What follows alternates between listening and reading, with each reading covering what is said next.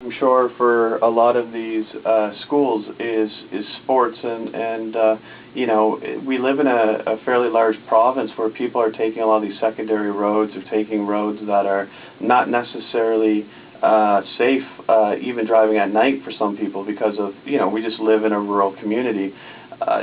You would think they place more emphasis on making sure that these vehicles are up to standard. What do you think they need to do? Do they need to allocate more funds to buy newer vehicles, or do they just have to make sure that, you know, internally they have people that can do regular checkups on a weekly or daily basis to make sure these vehicles are okay to go on these roads?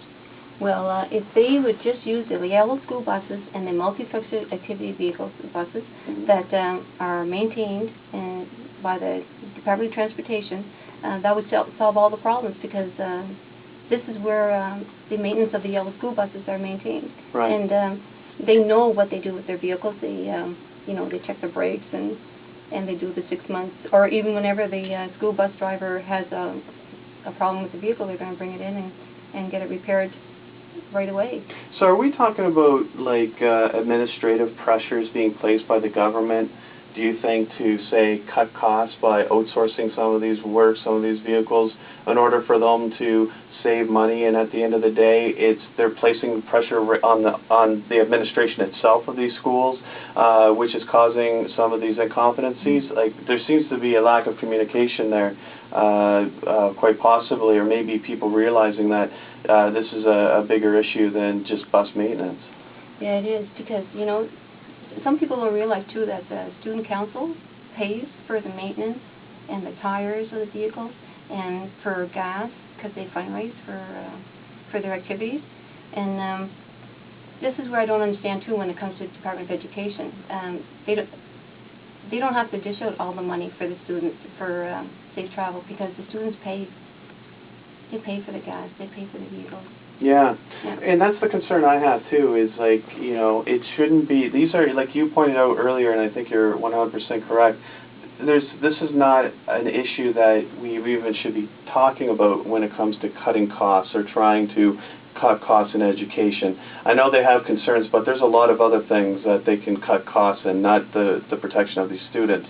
If they have to maybe drive less and in order to maintain the vehicles, then that's fine. But how are parents, like, how can they find out whether or not their children are safe? And is there any way for them to find out, other than in the news, by people like yourself? Thank God you're there, but to bring this out to the fore, because if not, these tragedies can keep happening. So how are you able to maintain, I guess, information, or even to attain, rather, information that these vehicles are being passed or not passed and still being on the roads? Well, you know, this is the superintendent's duty, and they have to fulfill their duty by checking these vehicles. And parents rely on the schools and the staff to do this for them. And if every parent has to go to school and check to see what vehicle their child is in, that's what they'll have to end up doing. That's right. But that's not the right way to do it. No. You know, our children go to school, but we also assume that they're safe when they go to school. That's right.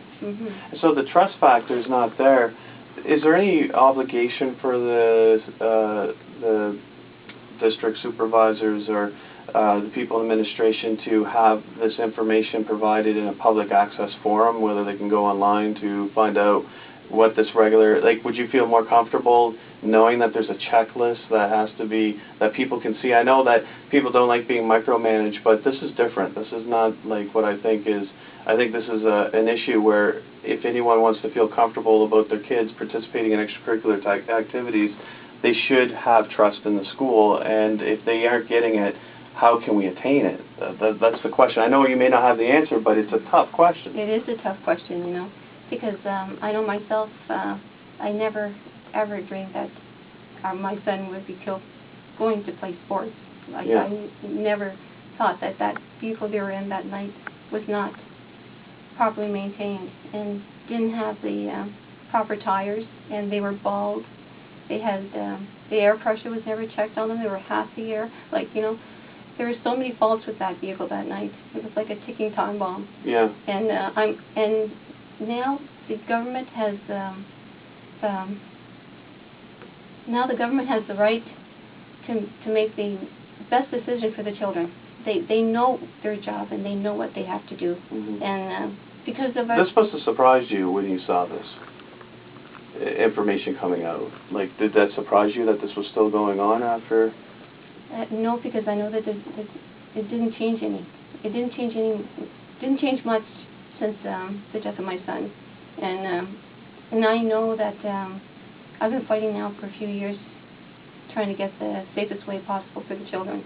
And I still don't understand why they don't realize that it's a yellow school bus and the multifunction activity vehicle that has the crashworthiness. It's built like a cage. It protects the children. And the professional drivers are behind the wheel. They know their job. They do the pre-trip. They do their maintenance logbook. They know their vehicle when there's something wrong with it because they drive it every day. And still, the government still thinks that it's Class 4 drivers, parents, teachers, you know, again, volunteers. It's trying to cut costs again. Volunteers driving, and when they get behind the wheel, they really don't know that vehicle. They have to do a pre-trip. But doing all this is putting a lot of responsibility on the volunteers. Absolutely. And, you know.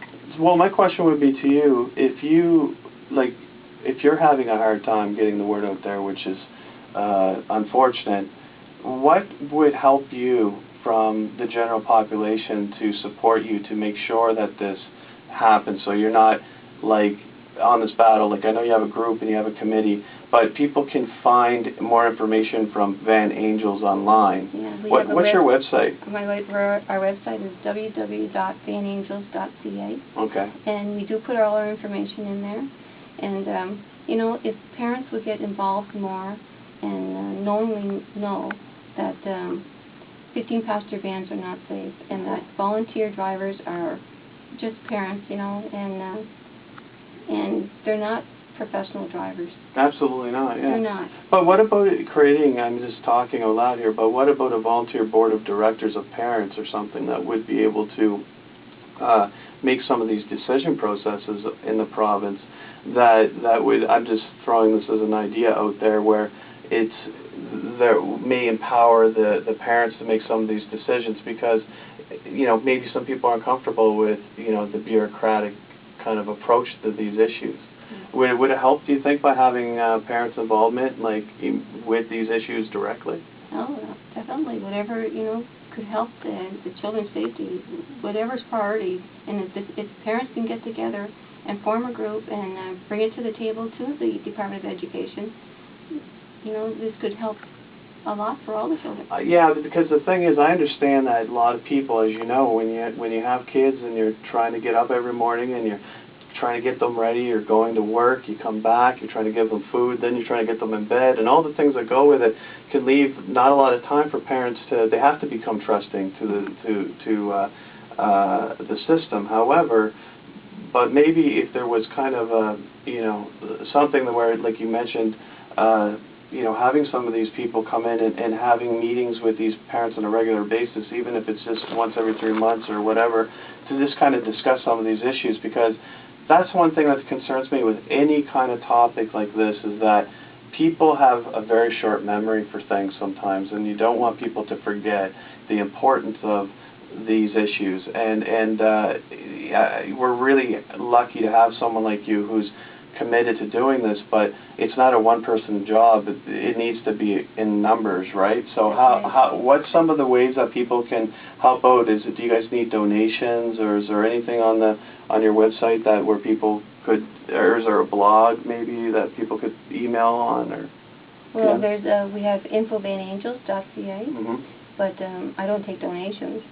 I've been doing this on my own. Yeah. And well, you know, that's something for hopefully our listeners to check out the website and share some of their concerns with you. And I'm sure there's a lot of people out there that would like to know what you've not only had to deal with, but more importantly, the challenges you have yet to come, especially with this issue.